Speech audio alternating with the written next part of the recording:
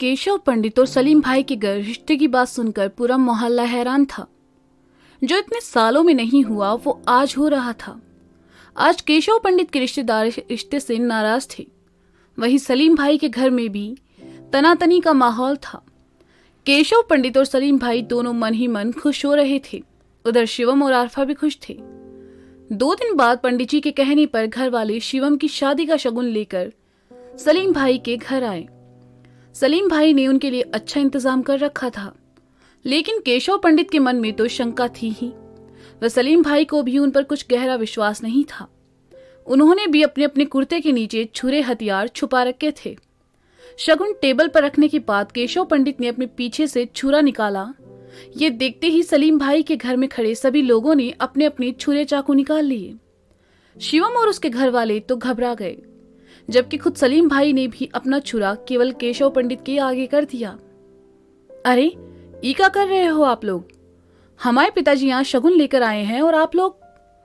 शिवम ने सलीम भाई के हाथ को नीचे करते हुए कहा, अपने बाप से पूछो ये रिश्ता करने आया है या दुश्मनी निभाने? चाकू निकालकर हमें डराता है। सलीम ने कहा, इतना बड़ा सर दिए हैं भगवान, मुंह में थोड़ा दिमाग सा नहीं दिए? अरे हम लोग रिश्ता जोड़ने आए हैं, लेकिन लगता है तुम्हारी नीयत में कोनो खोट है। इस चाकू से थोड़े मरोगे तुम। केशव पंडित ने चाकू थाल के पास रखकर कहा। सलीम ने अपने आदमियों से इशारा किया तो सबने अपने अपने हथियार वापस रख लिए और हंसते हुए कहा, अरे तो हम भी मजाक कर रहे हैं पंडित, देख रहे थे कितने बहादुर हो तुम। चलो आओ रस्में शुरू करते हैं। केशव पंडित अपने परिवार के साथ घर के अंदर चला आया। पंडिताइन और सरस की पत्नी ने मिलकर आरफा को शगुन दिया और कुछ रस्में अदा की। शिवम वहीं बैठा सब देख रहा था। बिट्टू और अदिति भी वहीं पास में बैठे थे तो बिट्टू ने फुसफुसाते हुए कहा, भाई साहब कैसे किया ये सब? कल को तो बड़े पापा दुश्मन थे इनके और आज इतना प्यार दोनों में, और कल लड़की मिली है यार तुमको। चुप बे, भाभी है तुम्हारी, और बेटा मोहब्बत सच्ची हो ना तो मिल जाती है। शिवम ने फुसफुसाते हुए कहा, सही है भैया, मोहल्ले में ही सेटिंग हो गई आपकी। भाभी की कोई छोटी बहन वहन हो तो हमारे लिए जुगाड़ करा दो। बिट्टू ने शिवम के गले पड़ते हुए कहा, पहले मेरी तो हो जाने दो, बीच में काहे फुदक रहे हो, चुप करके बैठो। सभी रस्मों के बाद दावत की बारी आई तो पंडित जी कह उठे, हम इस घर का पानी भी नहीं पिएंगे। अगर ऐसा है तो फिर रिश्ता कैंसिल, फारूक ने कहा। शिवम ने सुना तो अपने पिताजी से कहा, पिताजी खा लीजिए दावत, वो रिश्तेदार बन ही गए हैं तो जी खाना पीना तो चलता रहेगा ना। बेटा प्यार में आंखें चुंदिया गई है तुम्हारी। अरे हम ठहरे ब्राह्मण और ये मुसलमान का घर, कितने ही जीवों की हत्या होती है, इनके हाथों ऐसे कैसे खा लें दावत, बताओ जरा, पंडित जी ने कहा। सलीम ने सुना तो उसने कहा, हाँ जानते हैं तुम पंडित हो, इसलिए तुम्हारी जाति का रसोइया बुलाकर अलग से शुद्ध शाकाहारी खाना बनवाया है। हम लोगों में से किसी के हाथ भी ना लगे हैं उनमें, लेकिन तुमको तो आदत है हर बात को खुद बड़ा चढ़ाकर दिखाने की। सलीम की बात सुनकर पंडिताई ने पंडित जी से कहा, जब इतना कह रहे हैं तो खा लीजिए, वैसे भी रिश्ता जोड़े हैं, इतना मान सम्मान तो करना बनता है। पंडित जी भला पंडिताइन की बात कैसे टालते। उन्होंने हामी भरते हुए कहा, ठीक है, लेकिन हमारी एक शर्त है, 2 दिन बाद तुम सबको भी हमारे घर दावत पर आना होगा, वही शादी की तारीख पक्की कर लेंगे। अरे हाँ हाँ बिल्कुल, लेकिन पहले यहाँ तो दावत का मजा लीजिए, सलीम ने कहा। पंडित जी अपने परिवार के साथ खाना खाने लगे। सलीम भाई के यहाँ से खाना खाकर अपने घर चले आए। केशव पंडित तो मन ही मन बहुत खुश था, सलीम से बदला लेने का उसे मौका जो मिलने वाला था। उधर सलीम भी खुश था कि जल्दी ही उसे केशव से बदला लेने का मौका मिलेगा।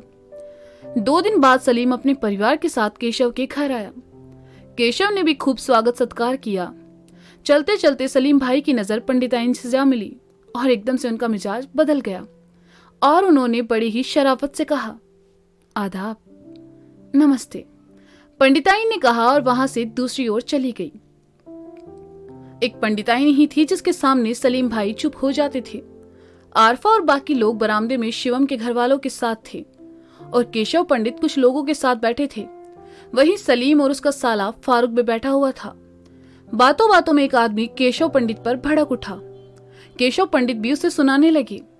बातों बातों में बात कुछ ज्यादा ही बिगड़ गई तो आदमी ने केशव पंडित की कॉलर पकड़ ली। सलीम ने देखा तो उठकर उस आदमी को एक घूंसा मारकर कहा, अकेला समझा है क्या? हाथ कैसे लगाया? समधी है मेरा। केशव पंडित ने सुना तो सलीम का मुंह ताकने लगा।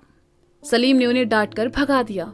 हालांकि वे सब थे पंडित जी के रिश्तेदार, लेकिन पंडित जी को सलीम ने नहीं रोका, बल्कि वे पहली बार हैरान थे। हमेशा उनका मजाक उड़ाने वाला सलीम आज उसके साथ खड़ा था। केशव पंडित ने खुश होकर सलीम की ओर देखा तो सलीम ने कहा, क्या पंडित, ऐसे क्यों देख रहा है? तेरे लिए नहीं लताड़ा उसको। तेरे घर में ऐसे रिश्तेदार होंगे तो मैं नहीं भेजूंगा अपनी बेटी को, इसलिए लताड़ा। खाने का कोई इंतजाम है या ऐसे ही भेजने का इरादा है? अरे पूरा इंतजाम है, तुम आओ तो, कहकर केशव पंडित उसे साथ लेकर बैठक में चला आया, जहां सबके खाने का इंतजाम था। सलीम मांसाहारी था, लेकिन खाना पंडिताइन ने बनवाया था, इसलिए खा लिया। खाना खाने के बाद सभी वहीं बैठकर शादी के बारे में और लेन देन की बातें करने लगे। बातें करते हुए केशव पंडित ने मन ही मन सोचा, ऐसा हिसाब चुकता करूंगा दड़ियल की जिंदगी निकल जाएगी तेरी। सोचते सोचते उधर सलीम भाई उन्हें देखकर सोच रहे थे, देखता जा पंडित, ऐसा झटका दूंगा ना तुझे कि मिठाई की दुकान पर बैठना भूल जाएगा। पंडित जी ने आरफा और शिवम की शादी के लिए 1 हफ्ते बाद का मुहूर्त निकाला। मौलवी साहब ने भी उसके अगले दिन निकाह पढ़वाने की बात कही। दोनों परिवार मान गए और एक बार फिर सबके सामने सलीम भाई और केशव पंडित को गले मिलने का नाटक करना पड़ा। आरफा और शिवम की शादी तय हो चुकी थी। घर वालों को छोड़कर मोहल्ले वाले सख्ते में थे और रिश्तेदार नाराज। आरफा की बुआ तो नाराज होकर घर में मुंह फुलाए बैठी थी, क्योंकि आरफा की शादी वह अपने जेठ के लड़के से करवाना चाहती थी, ताकि उसके बदले में उसे भी अपने घर जाने का मौका मिल जाए। लेकिन सलीम ने तो उसके सारे अरमानों पर पानी फेर दिया था। उधर केशव पंडित की जिजाजी नाराज थे।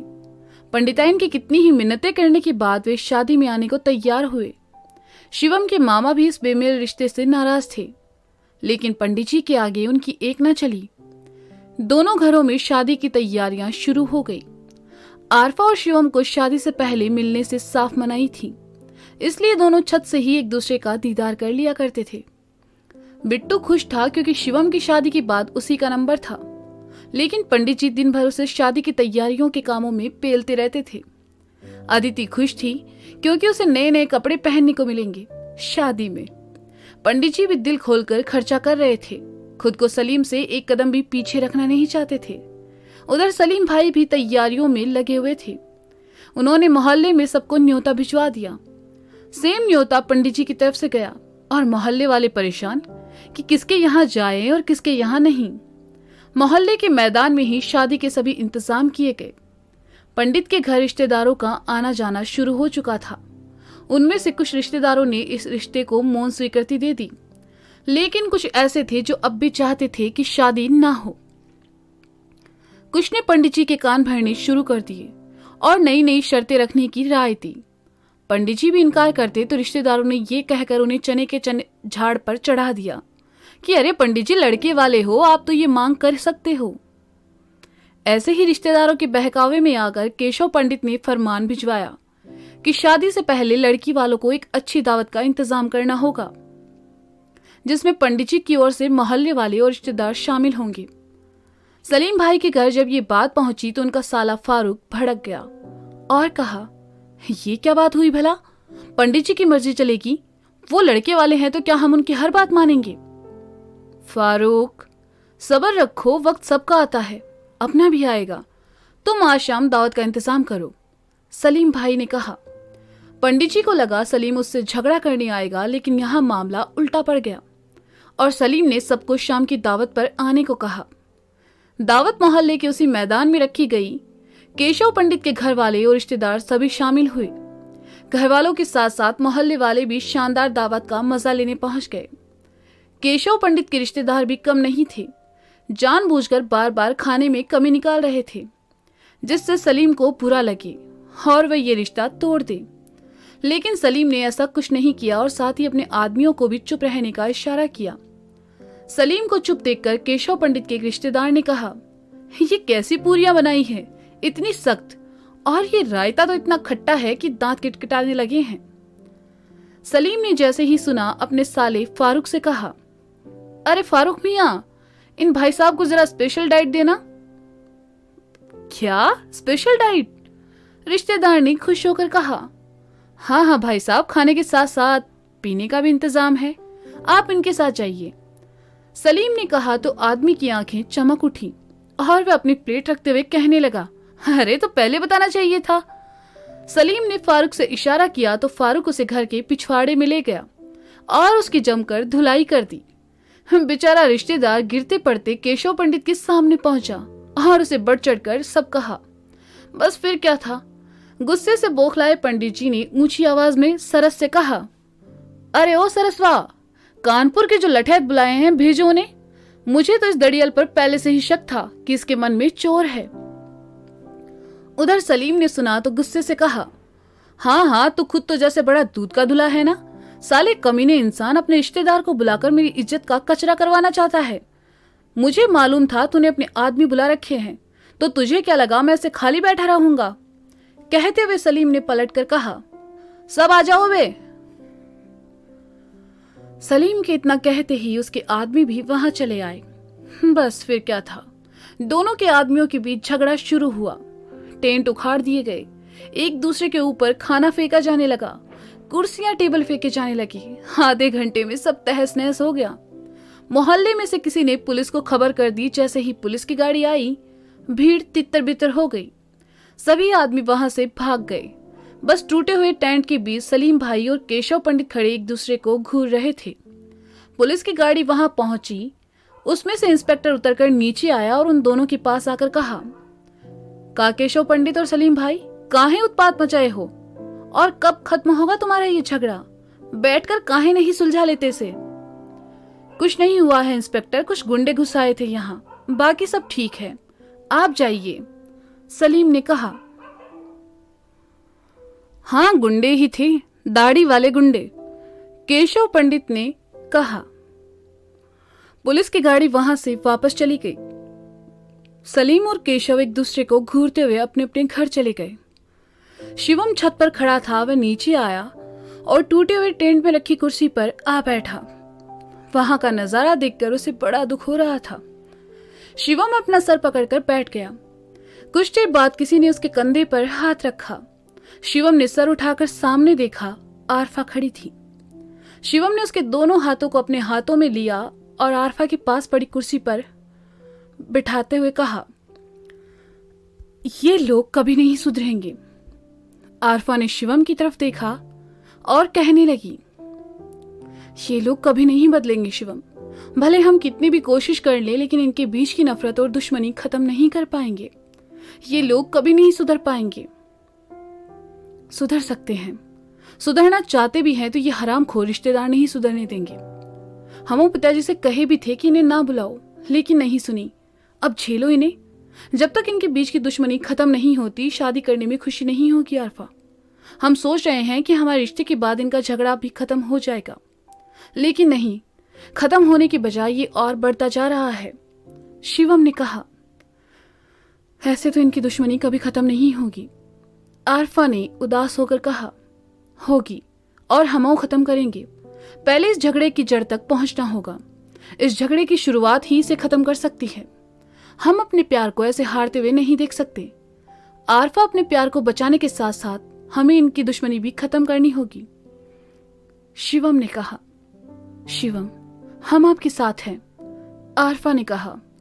शिवम वहां से उठकर चला गया और आरफा भी अपने घर की ओर लौट गई। तो दोस्तों, ये था मोहल्ला 24/7 भाग 4। इसका अगला भाग आप जल्द ही सुनेंगे मेरे साथ। तब तक के लिए शुक्रिया, बाय बाय, अपना ख्याल रखिए और हाँ, सुनते रहें मोहल्ला 24/7 मेरे साथ।